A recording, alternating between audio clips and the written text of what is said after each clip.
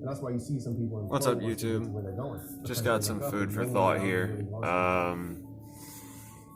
If you're in a point in your life where you're kind of confused about where you're going or what you should always follow your dreams. Never give up on your dreams.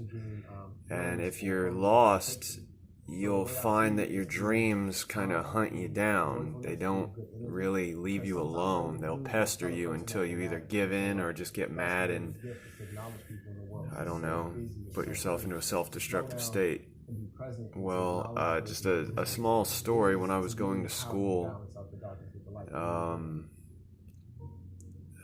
I was going to Universal Technical Institute, and I would wear my AMA Pro pin on my badge and when I was walking around and whatever. And I got to a certain class, and a teacher had noticed it.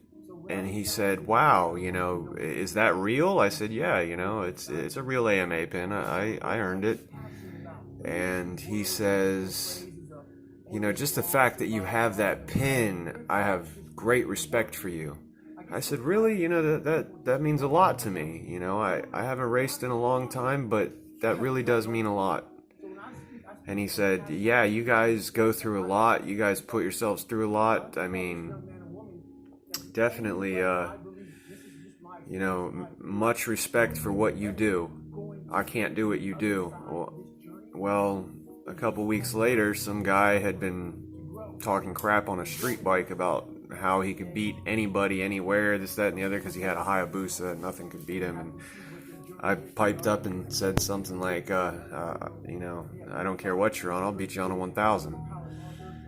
And the whole class just stopped and wanted to know who I was and why I was trash talking and whatever. And at that moment, the teacher piped in and kind of just told the guy, "You don't stand a chance."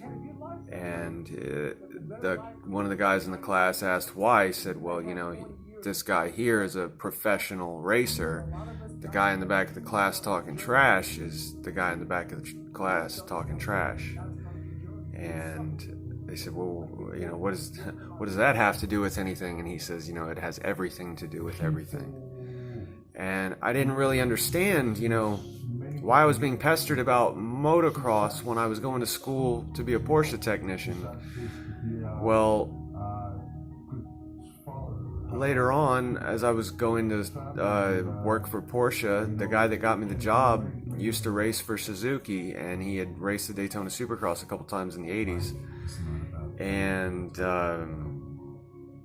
we were talking about it, and it filled me with joy to hear that this guy that was getting me the job at Porsche had raced motocross before, even though I was so against it and so hateful towards it since I had stopped racing, because I didn't willingly stop racing. I